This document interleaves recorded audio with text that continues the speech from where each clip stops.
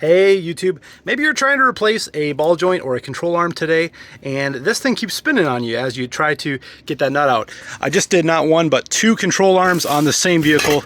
Don't ask me how you messed that up that bad.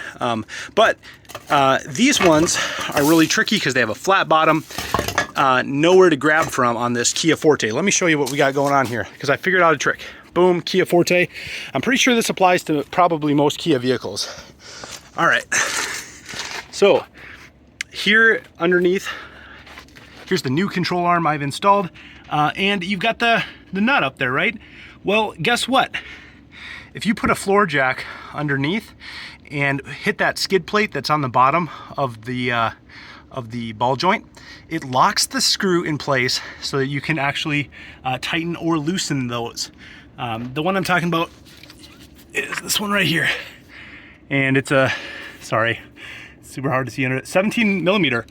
And so, yeah, I found out that something in the mechanism of the internals of this, it just, when that skid plate is pushed, it causes that nut to lock, or the screw to lock in place. So yeah, good luck on your work. I just put the floor jack here and kind of put my spare jack over there, and bada bing, bada boom. Have fun, guys. Take care. God bless. And take it easy on yourself, all right?